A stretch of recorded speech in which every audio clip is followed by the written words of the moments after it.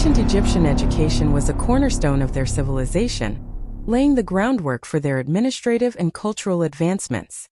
Predominantly aimed at training scribes and officials, it was a structured system deeply intertwined with religious institutions. Despite its exclusivity to elite boys, it significantly contributed to the sustainability of Egypt's sophisticated bureaucracy and cultural heritage.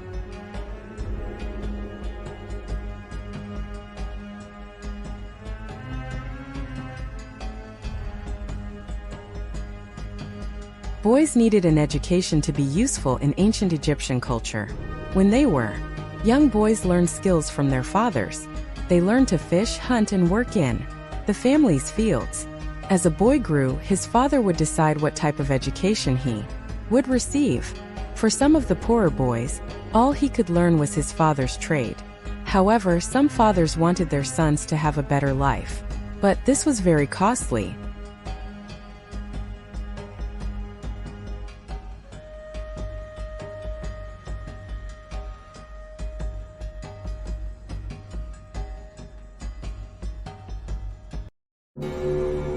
School was not funded by the government. If a boy was to learn something other than his father's trade, there was a fee. If he could afford the fee, a father had two main options: an apprenticeship or school.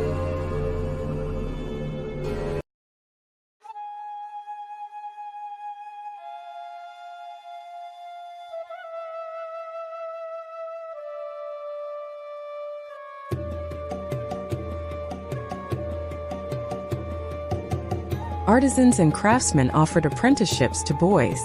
A father would pay a fee to have his son taught special skills. During an apprenticeship, a boy worked alongside the tradesman to learn from him. Apprenticeships lasted for many years. When a boy finished his training, he might be a weaver, goldsmith, butcher, or musician.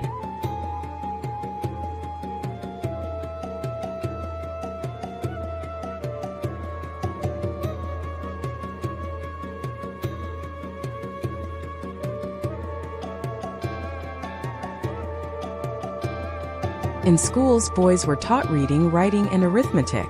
They were able to participate in sports and learn hunting skills. Students were expected to be obedient in school. Discipline was rigid. Instructors used physical punishment when a boy would disobey the rules. If a boy worked hard in school, he could become a scribe or civil servant. These positions were highly valued.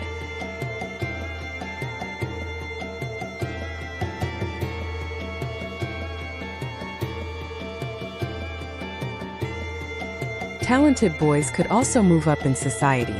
A boy with artistic or musical talent could gain the favor of a priest, nobleman, or member of the royal family. These talents were admired in ancient Egypt. A boy with talent could achieve a better life.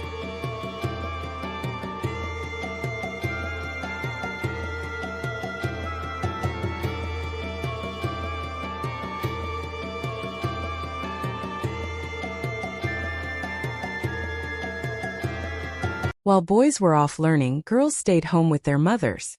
They learned many different skills from their mothers. At an early age, they learned by imitating their mothers at work.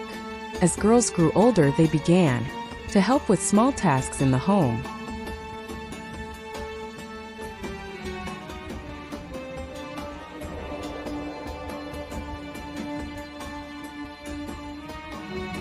Gradually, they would help with more and more complex jobs. Girls had to learn to work in the family's fields to grow wheat. They needed to know how to care for the livestock.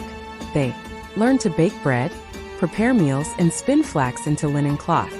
These skills were important to help them throughout their lives.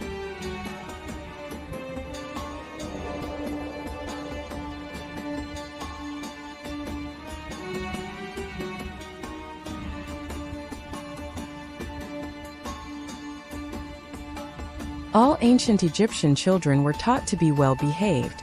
At first, it was the mother's job to teach the young children to be obedient and respectful.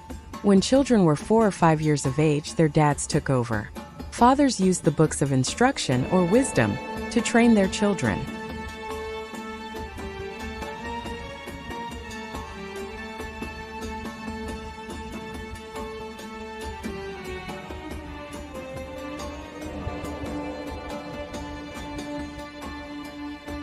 These books had proverb-like sayings for children to learn.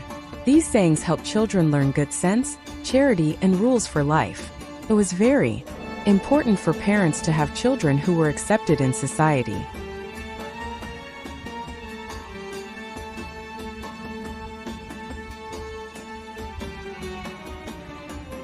Ancient Egyptian boys and girls received the education they needed for their society.